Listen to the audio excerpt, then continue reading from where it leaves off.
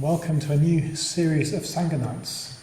So for April and May, and maybe beyond, we haven't quite worked out, we are going to be taking a new theme which I'm thinking of or calling practical Buddhist wisdom. Practical Buddhist wisdom. So we're looking at some of the Buddha's ways of talking about the Dharma, and how does that make an impact on our life? What kind of effect does that have if we were to adopt these perspectives on life? So Buddhist wisdom isn't there simply as an intellectual exercise. It's not there to intellectually stimulate us, although it could be, and that's a great thing, but the purpose of it isn't that. The purpose of it is purely pragmatic. So this is a part of what we're going to be looking at tonight. And the reason we've taken this theme is that at the end of May, the last weekend of May, we have a weekend retreat, the Four Sanghas weekend retreat at Taraloka, to which you're all very warmly invited.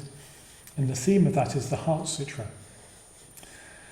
Now the Heart Sutra, you may or may not know, this is a spoiler alert, it trashes Buddhist wisdom. It trashes the conceptual formulations of the various Buddhist lists that we've got.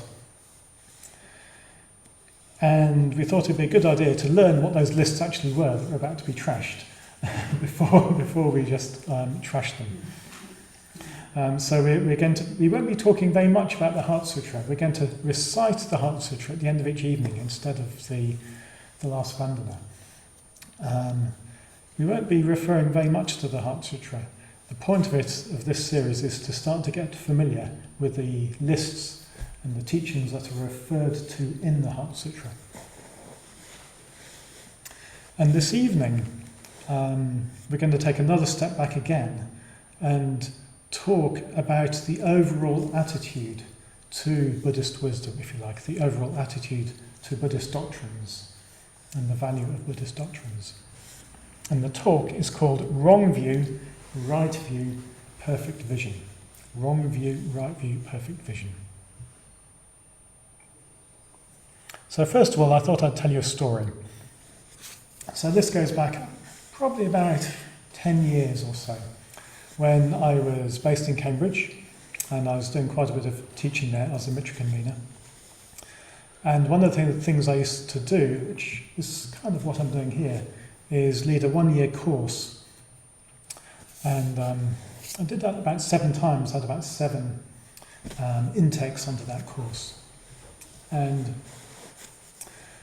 one day I got a phone call from this guy called Neil, who was a friend of mine for a while. He'd done the first intake and we'd stayed in touch for a while, and then he moved away and we'd lost touch. And I got a phone call from Neil saying, fancy meeting for a coffee? And I said, sure. We made a date for a cup of coffee. And we met up in this nice coffee house. And he told me he'd just driven from Bristol to have coffee with me. And he was doing this with a few people. He'd contacted a few people and said, can I have coffee? And he wanted to do that to say thank you.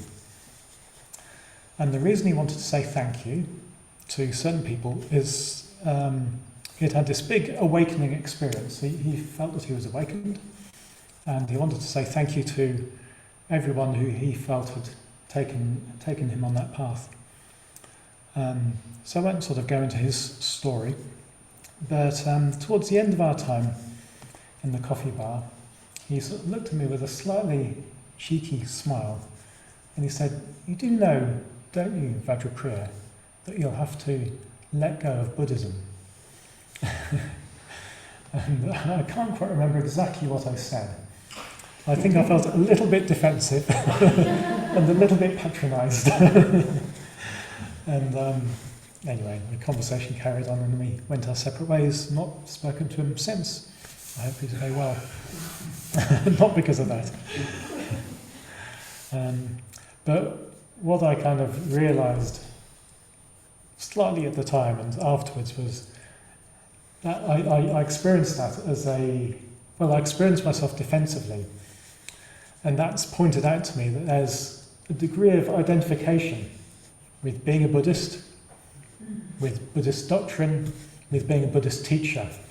And that I could sort of feel in my little reaction to him that there had been some kind of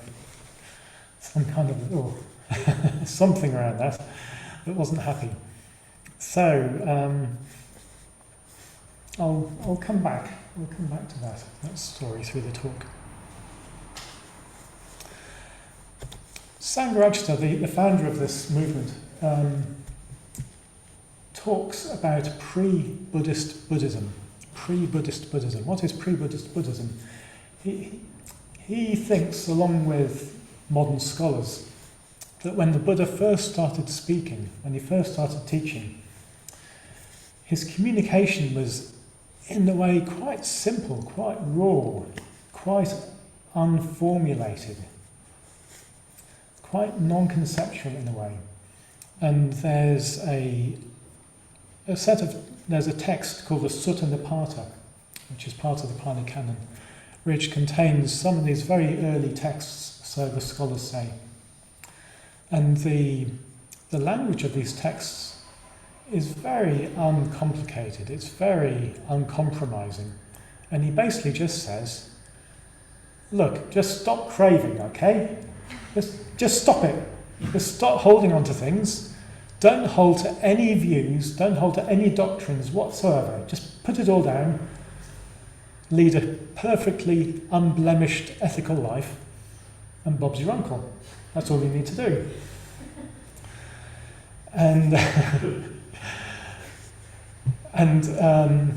So one of the things he would say is around don't dispute, don't hold on to doctrines.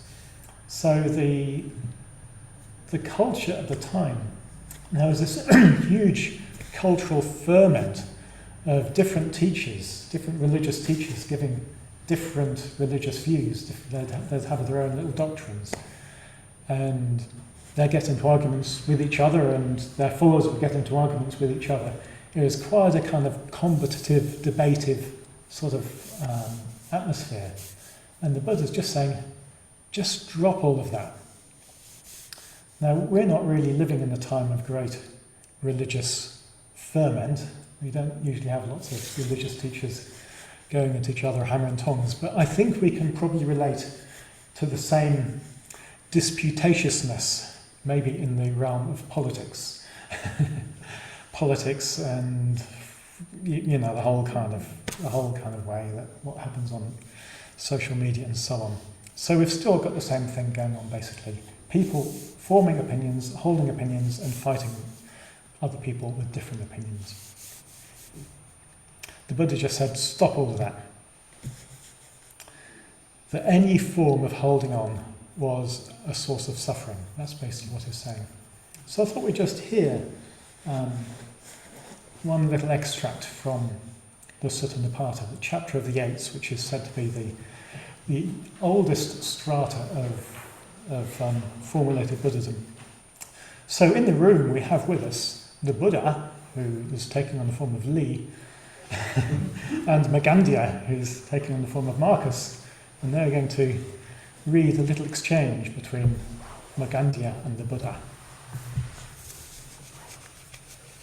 What kind of theory, precepts and ritual, livelihood and rebirth in a new life do you assert?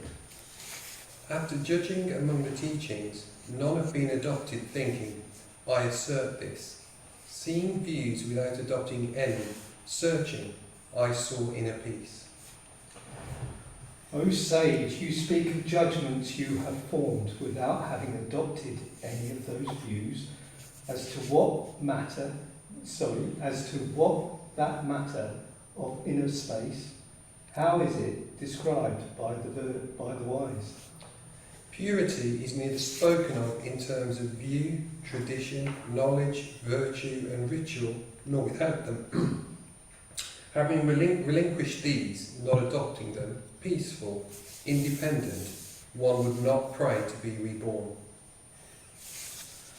It seems purity is neither spoken of in terms of view, tradition, knowledge and virtue and ritual, nor without them. If so, I think this reaching is Teaching. sheer. Teaching. I was going to say it. My eyes. I think this teaching is sheer confusion. For some believe that purity, in terms of view, Continuing to question while relying on a view, you've become confused by all you've adopted.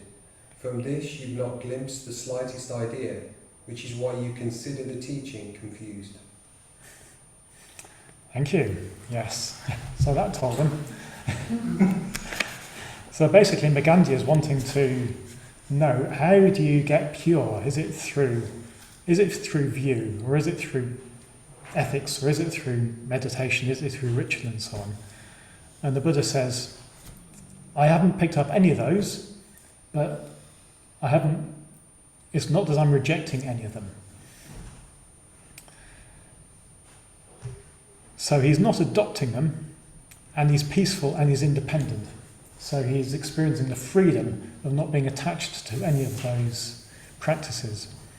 And Megandhi says, well, that sounds very confusing to me, because lots of people say you have to purify yourself through view, through getting your views straight, through getting your ideas straight. And the Buddha just says, well, you're relying on a view, you've got an opinion, you're holding to that opinion, so you can't see beyond that opinion. That's why you're confused, that's why you're not getting anywhere. So there, and in the early texts, the Buddha talks about view as ditthi, D-I-T-T-H-I. And this is a boo word, this is a bad word. In the early texts, ditthi is always it comes in a negative context, and it's usually translated as opinionatedness, holding tightly to some view, to some perspective.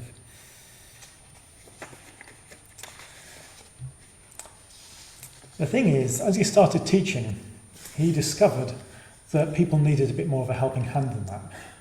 You could tell them just to drop all of their views, tell them to just act completely virtuously and don't crave anything.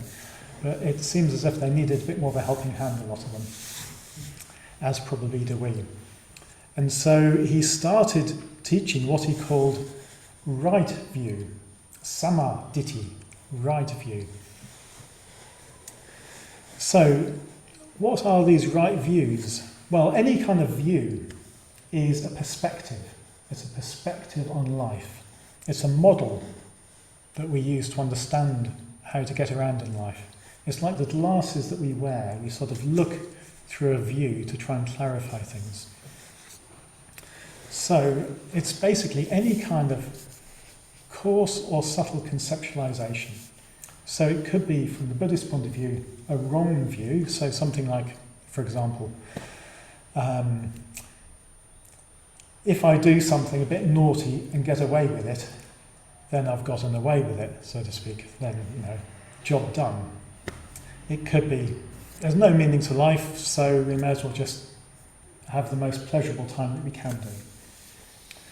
It might be, we're just born the way we are, you can't do anything about it. So all of those are views, and from the Buddha's point of view, those are wrong views. Those are miccha ditthi, those are wrong views. So the Buddha thought that he'd better actually try and correct those views directly. So he gave a sort of countervailing corrective view called samaditthi, right view. So right views are trying to correct. They're like glasses that are trying to correct an astigmatism or something, trying to get us to see more clearly. And the point of seeing more clearly isn't so that you're right, it's so you don't suffer. It's so you don't suffer. The whole Buddhist path is about reducing suffering. So right views, samaditthis, are trying to help us not suffer.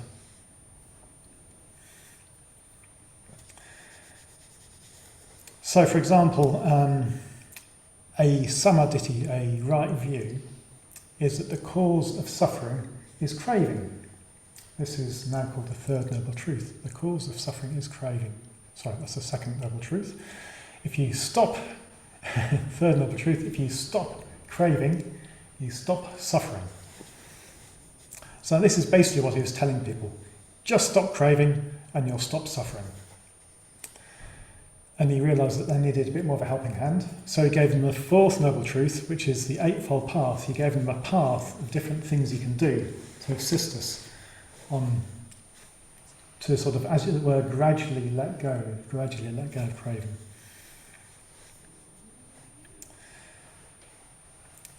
So if the cause of suffering is craving, that's the samma ditthi.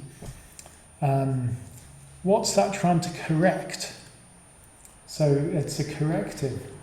So it's correcting a wrong view, it's correcting a miccha ditthi, which is probably something like the cause of suffering is other people.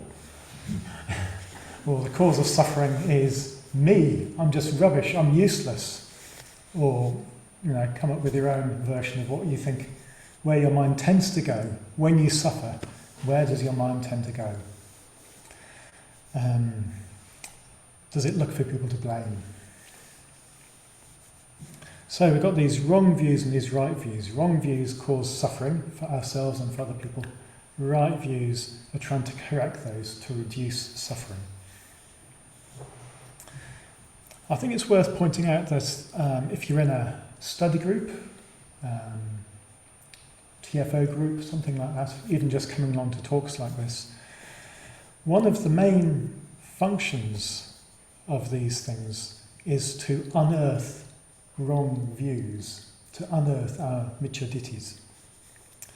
And we recognise when we've unearthed a miccha ditthi because we start reacting. We get a little kind of, like I did with Neil. It's like, there's something funny going on there, I don't like that. Whenever you start to feel a little frisson in the study group or in the discussion or in the talk, be very interested, because assuming what's being presented is the Dharma, then probably it's presenting you with a wrong view, if you can dig around a little bit.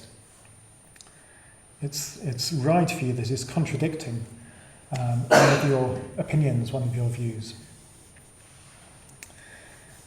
I remember one of my first retreats at Padmaloka, and it was talking about dukkha. It was talking about the inevitability of dukkha, the sufferings of samsara. And I remember getting very riled about this. I was feeling quite a lot of contempt, actually. I was thinking, these Buddhists, they're just a load of losers, aren't they? They just don't know how to make life work for them, and they blame samsara for it, or whatever it is. So it took me a little while to realise, no, actually, I think it's me that's got it wrong here. Which is bizarre, really, because I was suffering plenty, I just didn't kind of realise it, I just hadn't acknowledged it within myself. So when we get a little frisson like this, when we find our hackles rising, then be very interested, be very grateful, because with any luck you're having a wrong view pointed out. Hopefully other people can help us with it. This is one of the purposes of Sangha, is to sort of help us untangle our wrong views. Celebrate. Because every single time we unearth a wrong view, we become a bit freer, we become a bit bigger. Wrong views keep us small and defended. And so if we unearth them and become a bit freer from them, we grow a bit, become more free. So I said that the Buddha taught right views after a little bit in order to counteract these wrong views. And probably most of the Pali Canon, which is the texts which are usually ascribed to the Buddha, most of those formulations, all these long lists and long discussions that you come across, those have probably been written down after the Buddha had formulated a fuller presentation of the Dharma. So in fact, the first What's called the first discourse, or the first turn in the wheel, is the discourse which he gives to the five ascetics in Sarnath, in the Deer Park. Philologists, people who study the texts, think that that's probably a later teaching, because it's all very well worked out. The first discourse and the second discourse is all very well worked out. The first discourse is all about the Four Noble Truths. The second discourse is all about the three lakshanas and anatta. Probably those are a later development. But they're all trying to do the same thing. He taught these right views, he taught these lists, these doctrines to help us gain greater freedom.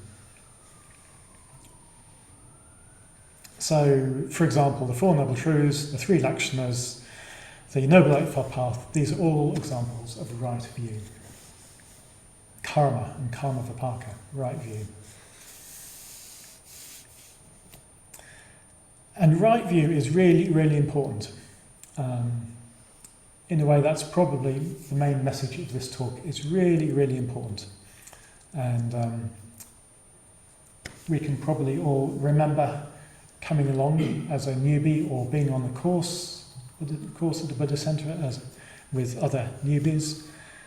And I'm struck by how people can come along and they don't do any of their own practice, they don't meditate, they haven't quite gotten that into their life. But after only a few weeks, they can say, oh, it's fantastic, it's really making a difference to my life. And all that's happened is they've assimilated some right views. Maybe they've heard the parable of the two darts. There's inevitable suffering or inevitable pain, life is difficult, but you don't have to add the second dart. You don't have to create resistance to it. You don't have to argue with reality.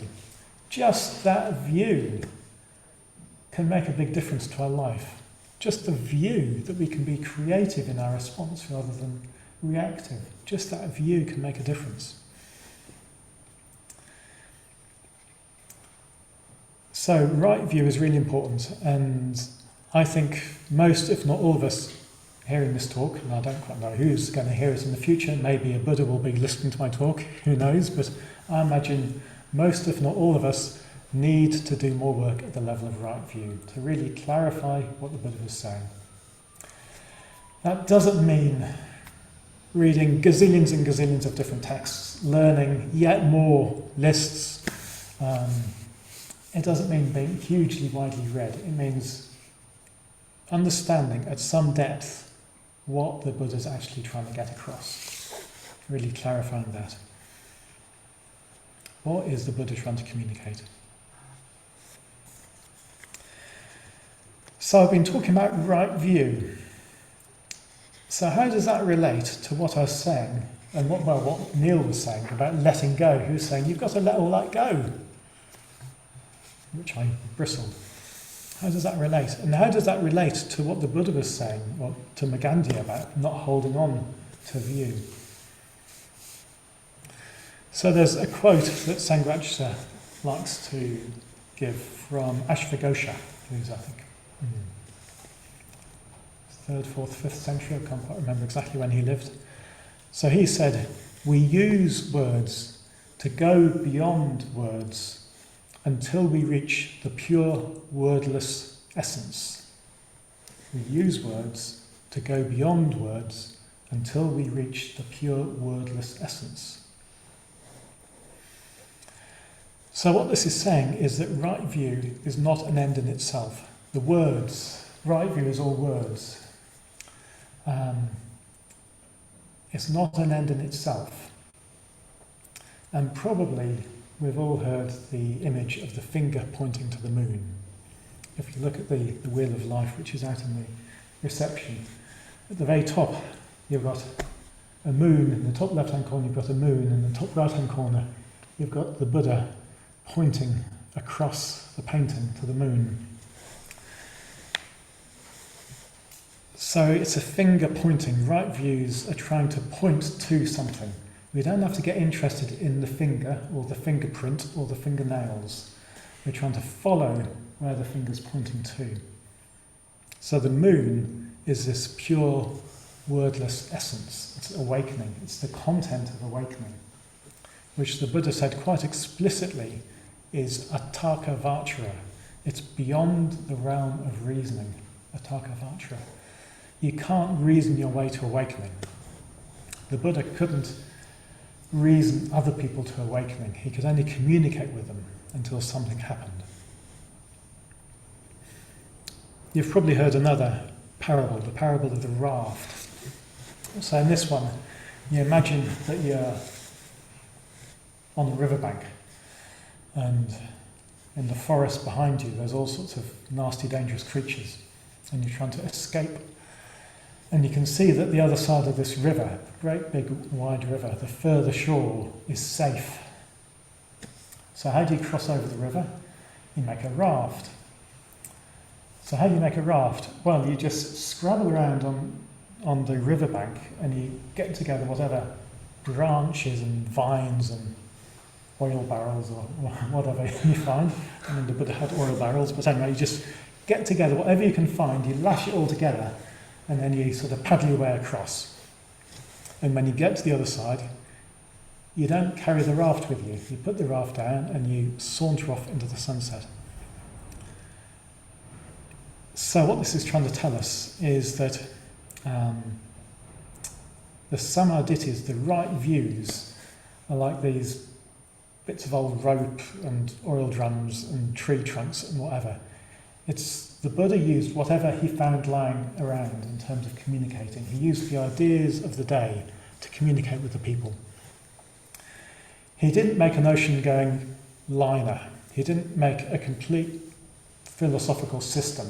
That wasn't his job. His job was to get across the river, and he made something that was good enough to do that. So we've all got the opportunity to paddle away. So, yeah, the raft, we don't carry it with us when we reach the other side. The words in themselves aren't of any use. But the thing is, we do need to make it. We do need to make an adequately floating raft, and we have to paddle it across. We have to do the work. So, I've talked about wrong view, micchaditti, and right view, samadhitti. So how do we talk about what this is, this pure wordless essence? Well, one of the ways that Sangharakshita has used the language is he talks about perfect vision. Perfect vision. And vision is a word that translates dasana or darshana. Vision is, the metaphor of vision is apt because vision isn't mediated through words, is it? Vision is something that's completely immediate. It's unmediated. It's just there. Vision is, our strongest sense. We just see something and there it is. So perfect vision isn't mediated by words and concepts. It's just a direct, immediate, intuitive wisdom of the nature of your experience. If you want to learn a good Pali word to impress your friends and neighbours with, then the closest word that the Buddha uses to reality or insight into the truth is yata bhuta jnana dasana.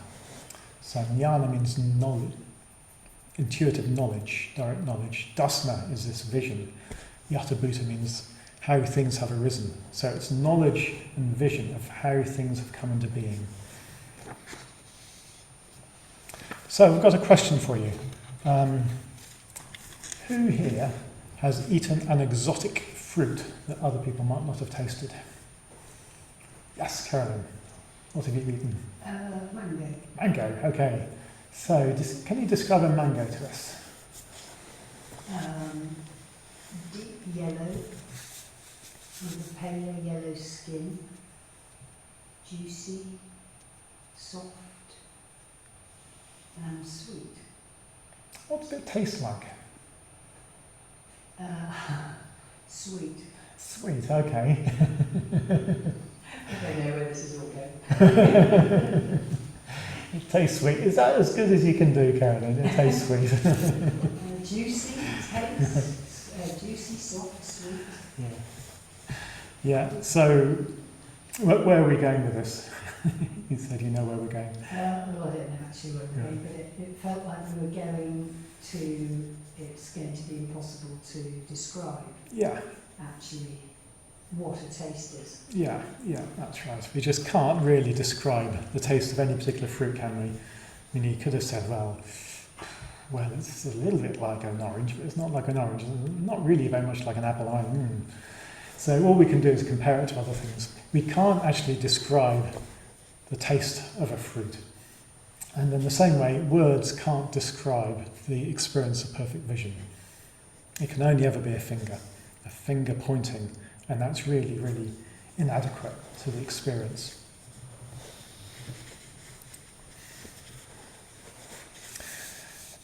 So the point of all this, is that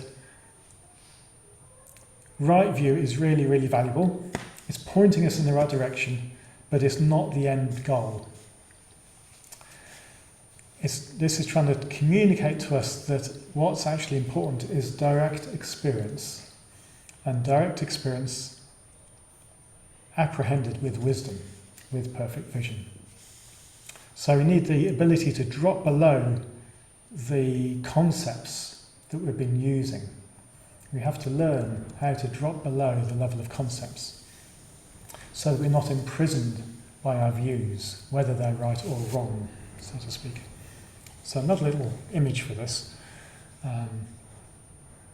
So some outdoor people, when they go out camping, they clean their cooking pots with mud and water. So you get your cooking pot, you stick in a bit of mud, you scrape it around a bit, really good abrasive, and then you rinse the mud out and pour it all out, and put a bit of fresh water and pour it out. You've got a nice clean pot. So this is the image of using dirt to remove dirt. So it's like right view is the dirt that you use to remove wrong view. But you have to rinse off the right view. You make sure you don't get left with with a muddy pot. You rinse it out with the pure water of emptiness, of shunyata. This is what Heart Sutra is leading us towards. Awakening needs a lot of rinsing. You need a lot of rinse water to get awakened, because it's a particularly pernicious form of dirt that we use, conceptuality. It's very, very difficult to drop conceptuality. We even have to drop the concept of me being a Buddhist practicing Buddhism. We have to drop the concept of me practicing. We have to drop the concept of practice and me until you're just left with what's happening. So this is what I think Neil was trying to remind me of. He was reminding me to wash out my cooking pot, not to get stuck with a load of muddy water in the bottom there. Okay, almost done. But I want to give a little bit of a sort of caveat, which is that usually if you hear about right view and if you hear about perfect vision, you tend to hear the wrong bit.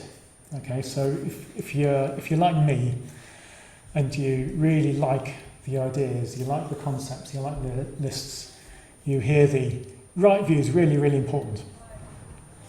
And if you're the sort of person who doesn't really like all that kind of listy stuff and all these ideas, you hear the perfect vision is without concepts. You think, great, I don't need to do any of that stuff. So if you notice which way you tend to lean and hear the other one a bit more strongly, I'll leave that bit to you. But the thing is, it's definitely true that ultimately we need to rinse away the concepts. We need to learn how to let go of conceptuality and rest in direct, unmediated experience. And we really need right view. There's very few people who can leapfrog right view and go right to perfect vision. Almost all of us need to go via the process of clarifying our ideas and rooting out wrong view, wrong understandings. Otherwise we can be left in a sort of vaguely happy, vaguely vague state where we continue with our delusion without realising it's still there. We haven't unearthed it.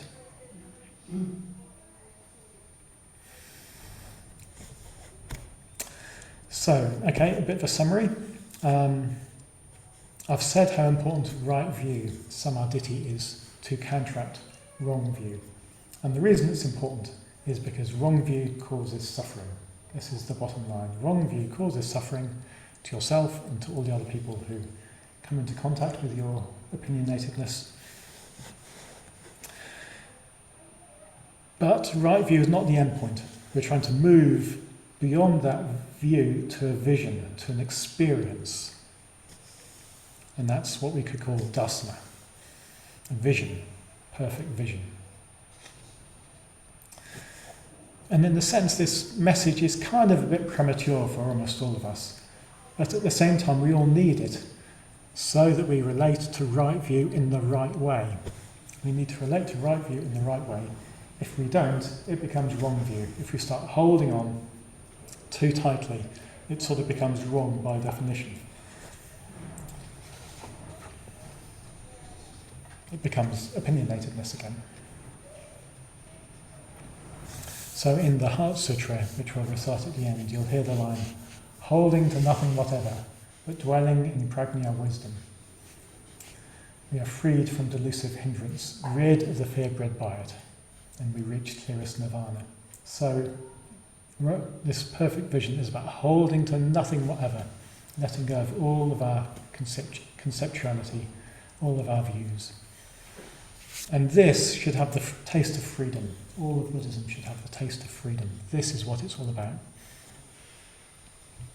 So I'd just like to end with this little image we have in the shrine of Manjughosha, the Bodhisattva of wisdom. Because I think he kind of embodies something for us. In fact, this form doesn't have it quite as I wanted. There's the usual form of Manjughosha. In his left hand he holds the texts to his heart. And in his right hand he has a flaming sword. So he holds the perfection of wisdom to his heart. He's really treasuring the texts. And he's got the flaming sword which cuts through all discriminative thought, cuts through all conceptuality, all dualism.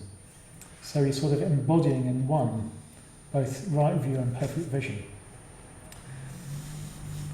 So he's a young prince, 16-year-old, beautiful, amber-coloured body, holding to his heart the texts and this flaming sword in the right-hand side, just holding it very, very lightly, this sort of infinitely sharp sword.